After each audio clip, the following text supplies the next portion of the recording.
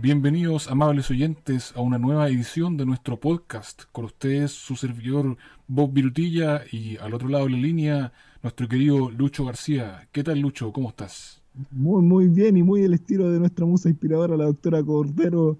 Vamos con el tema de hoy que nos viene, que se trata de los responsables, una continuación del podcast anterior de los responsables de este desastre, de lo que estábamos hablando anteriormente. Bob, Así es, vamos a profundizar un poco en los responsables, los personajes responsables de la debacle que está viviendo nuestro país en y cuanto las sanciones que tienen que tener, porque esto no puede quedar así, esto aquí tiene que correr sangre, y eso es lo que vamos a hablar hoy día. exactamente, el pueblo yo creo que va a pedir sangre y si no la traen por la vía judicial, probablemente se encuentren quizás otras vías, ¿o no? Exactamente. ¿Y quién sería, en tu opinión, Bob, de los personajes aquí mencionados? ¿Quién estaría a la cabeza de este grupo de personas que va a tener que pagar con la decapitación? No le pongamos tanto, pero yo, hablando en serio, esto debe ser cárcel. Esto no amerita una sanción importante y la cárcel es, si un obrero con una maquinaria o con una micro, un trabajador del transporte, atropella a alguien, le causa lesiones, le causa la muerte, lo van a procesar por cuasi delito de homicidio. A propósito, Y los políticos, hubo un técnico, un soldador que quemó el mercado de Temuco. No hubo víctimas fatales, sí, pero quedó, como le hicieron pagar como 1.000 millones, así, una cuestión así. Un viejo, pero, un soldador, quedó con 1.000 millones pero, de deuda. Testigo. pero yo me acuerdo que hace unos años atrás, cuando estaba toda esta polémica de las clases de ética, de las colusiones y todo eso, hubo un caso también me parece que fue en Temuco, de una persona que había entrado a robar a una casa habitada, un balón de gas, que por supuesto es algo que merece una sanción, po. Le dieron 5 años al hombre. Y uno se pregunta, ¿cómo te dan 5 años por robarte un balón de gas? Que yo no estoy diciendo que esté mal, por si acá.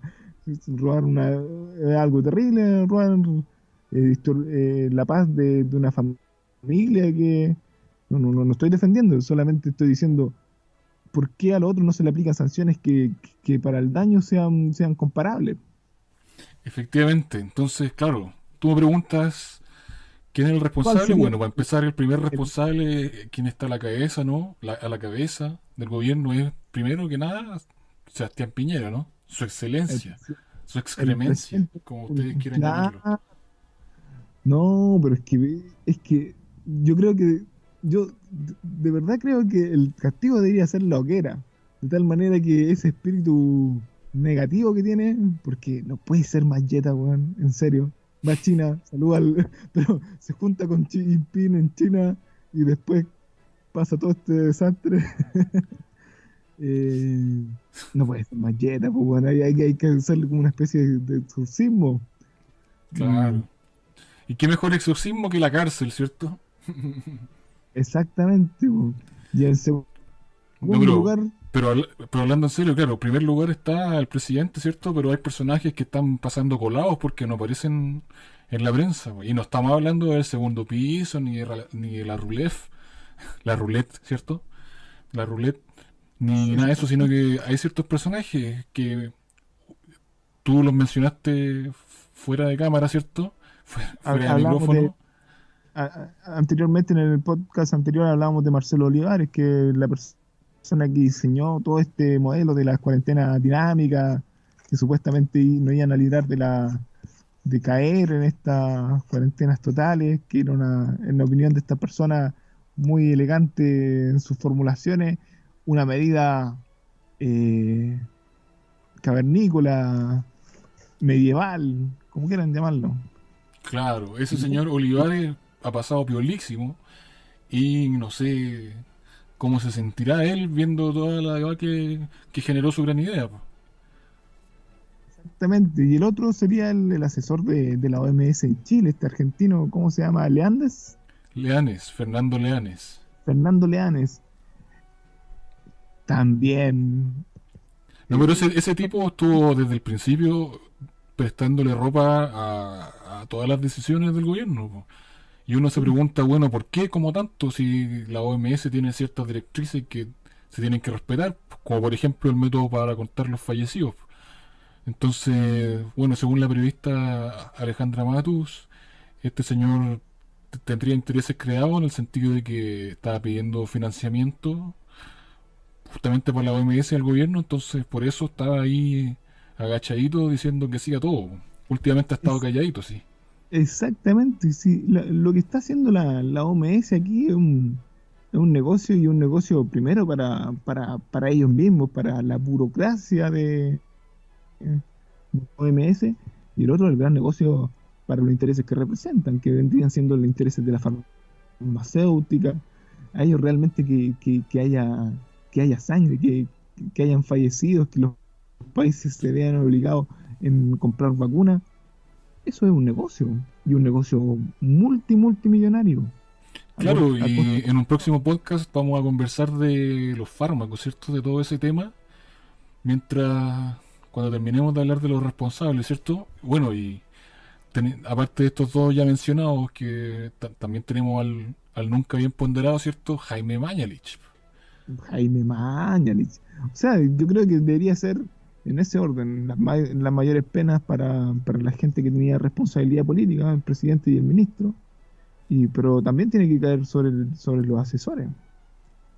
Y, Efectivamente, y nosotros yo creo que estamos cumpliendo un rol en sacar a la luz estos nombres, sobre todo el del señor Olivares, que está pasando viola, ¿cierto? Pero tiene que ser sometido un poquito al escarnio público, al escrutinio, porque claro, no puede ser que creo que es un ingeniero industrial se un ponga a diseñar ingeniero, la política o sea, sanitaria del manejo de la pandemia para todo el país, po. y que falle tan, tan olímpicamente. Pavorosamente, Creo exactamente. que pavorosamente, que yo creo que aquí los especialistas en medicina estuvieron un poco dejados de lado, porque la opinión del colegio de médicos ante la pandemia era muy distinta a la que tiene el gobierno, muy distinta, era transversalmente distinta. Y bueno, yo creo que se optó más por criterio economicista, y por eso la primera responsabilidad es del presidente, que, que ya, ok, sí, la economía es relevante. Si aquí no estamos hablando de un correctismo, oye, la vida es mucho más, un valor mucho más importante que lo material. No, no estamos hablando de eso. Estamos hablando, es que, por un lado, sucede este aumento de la mortalidad importante, que vamos a discutir si de cifra, podemos discutir de si realmente el gobierno está escondiendo o no las cifras, etcétera. Pero hay un importante aumento en la mortalidad, y el fracaso de la estrategia del gobierno significa un golpe mayor aún para la economía, porque en este momento el gobierno está considerando establecer una cuarentena efectiva, y eso significa que lo que se ha hecho durante estos últimos 3 meses vale hongo, Efectivamente.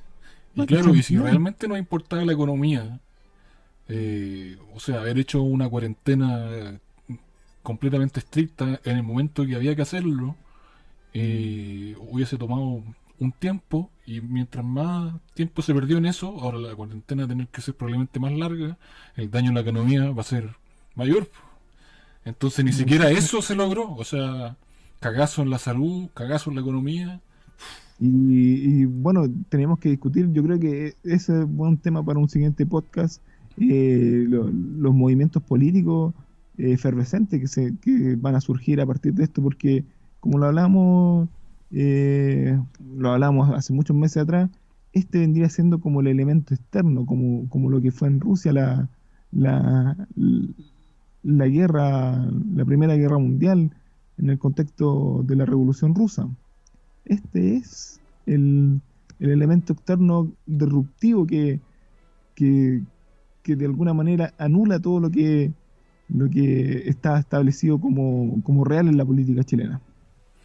efectivamente tenemos mucho paño que cortar para nuestros propios próximos capítulos. Ya estamos cerrando el primero de estas píldoras, ¿cierto? Estas son píldoras de sentido común, que está muy ausente de la realidad política, quizás no tanto entre la ciudadanía, que ya está bastante despierta, pero entre las élites, parece que como que el sentido común ya Ah, se ha ido la las pailas. hay hay un tema más religioso ahí, hay una ideología fuerte, liberal, que es casi como sacrosanta. Bueno, pero nos despedimos entonces, Bob. Nos Que despedimos, Lucho, entonces, y nos encontramos en un próximo capítulo. Hasta pronto.